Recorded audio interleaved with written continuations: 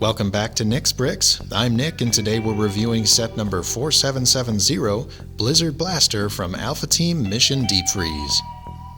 The Blizzard Blaster has 297 pieces, taking the 6th rank on our series part outer, and is our second and final set from Alpha Team's 2005 wave. The Blizzard Blaster dwarfs the rest of Alpha Team's fleet in both size and firepower, as we'll see, but let's start with a look at the included minifigures. The set includes another one of Ogle's minions who pilots this small crawler vehicle. This fun little build maintains the bug-like appearance we've seen in the rest of Ogle's fleet. The Bionicle climbing claw, this time inverted, forms the front pincers used to transport and place ice orbs. The 6 legs protruding from either side are made of the same Bionicle claw element used on the Blue Eagle. The size and limitations of the crawler implies it's not designed for long range, and in all likelihood would be found in proximity to its headquarters. Alpha Team is getting close to finding Ogle's hidden base. Similar to the Scorpion Orb launcher, the Blizzard Blaster follows LEGO's Battle-in-a-Box model, and while this compact crawler includes a lot of the signatures from Ogle's fleet, it's pretty much cannon fodder to the Blizzard Blaster. The powerful Blizzard Blaster is piloted by Zed, who's new to the Alpha Team series. Not much is known about Zed, but his appearance gives us a few hints about this mysterious newcomer. Similar to Alpha Team agents, Zed wears an insulated black jumpsuit with a flight harness printed in metallic silver. The jumpsuit has no designated color as both sleeves have been removed. It seems Zed was not planning on staying in the tundra for long. Alpha Team's logo has been replaced with a new logo created from 2 half circles that form an O. The meaning behind this hurricane symbol-like design is unknown, but if the A logo stands for Alpha Team, maybe the O logo stands for Omega Team. Zed's face print includes tufts of black and blue hair protruding from his skater-style helmet. Alpha Team's intercom is absent, but the print features what looks like pixelation on the side of his face. Part of Ogle's master plan during Mission Deep Freeze, which we haven't touched on in our previous reviews, is to use the ice orbs to freeze time itself.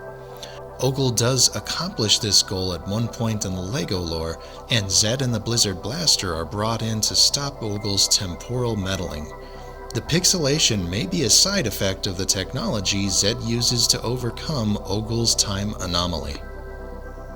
I didn't notice it in our Scorpion Orb launcher review, but the Super Minion's red eyes are also pixelated. This shared detail implies both of the 2005 sets may be using the same technology to bypass Ogle's time freeze. This pixelated black evil skull is exclusive to the Super Minion and the Scorpion Orb launcher. I never incorporated this time freeze storyline into my personal Alpha Team lore, but it is interesting to speculate on the existence of an Omega Team and their experimentation with time dilation. While I don't believe Zed is an Alpha Team agent, Alpha Team will certainly welcome his help, especially with the high caliber firepower of the Blizzard Blaster. Straying from the norm in our reviews, we're going to start with a Blizzard Blaster's alpha mode called the Ice Shark. In my own lore, this configuration is the standard mode for the vehicle, so it seems like a good place to start. At the apex of the vehicle is the laser cannon. This primary weapon uses the same projectile launcher and arrow as the mobile command center, but it's been recolored. The launcher in white, and the arrow is set exclusive with its black lift arm shaft and dark blue rubber tip. The cannon connects to the hull via dual Technic lift arms, allowing for a vertical pivot but no rotation. The laser by default is operated by Zed as part of the weapon systems in the cockpit, but the laser also has its own external controls, complete with a gunnery seat. If Zed had company, they could take the gunner position and operate the laser cannon. Just below is the standard enclosed cockpit featuring the square printed bubble canopy. Opening the canopy reveals the interior, but the controls are made of this 1x2 trans dark blue tile and white grille tile element.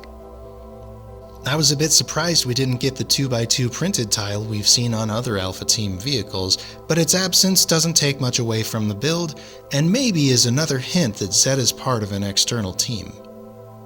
Thrusters on either side of the cockpit provide a boost when needed, and 4 trapezoid flags mounted across the hull add aerodynamic control to the vehicle. On either side of the Ice Shark are the guide fins. These fins house the secondary forward battery of the vehicle, a pair of long-barrel charge blasters. These charge blasters are a little slow in fire rate, but pack a serious punch. The guide fins are mounted to the side by pivot arms and rotate at the joint. Using the same repulsor pad technology we saw on the Chill Speeder, the fins help steer the Ice Shark as it cruises through the tundra. Lastly are these heavily armored forward shafts. Each shaft is made of 3 repulsor platforms connected by dual rotation ball joint and socket elements. Similar to repulsor pads, repulsor platforms hover just off the ground and move with the terrain. However, repulsor platforms are designed to bear considerably more weight. This increased weight limits the tolerance of the terrain to bear the repulsor's load. While the Chill Speeder would travel over a large snowbank, the Ice Shark barrels through snowbanks that are void of any ice or solid rock. The use of repulsor platforms provide an effective form of transportation for the armor bulk of the Ice Shark, but let's have a look at the full firepower of the Blizzard Blaster.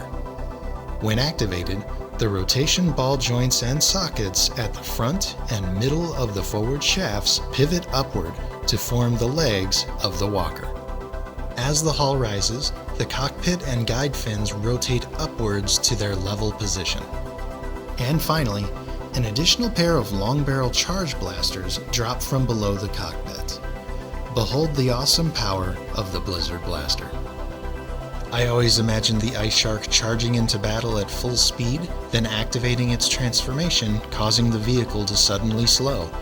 This sudden braking would change the rear of the vehicle's momentum, pushing it upwards, helping to carry the weight of the armored bulk into its vertical position. While this is an exciting way of switching modes, the Ice Shark is perfectly capable of transforming into the Blizzard Blaster from a stationary position as well.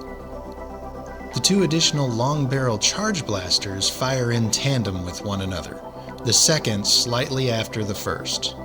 These tandem charge blasters and the laser cannon make up the Blizzard Blaster's primary forward battery, while the guide fin-mounted blasters assume a more defensive role.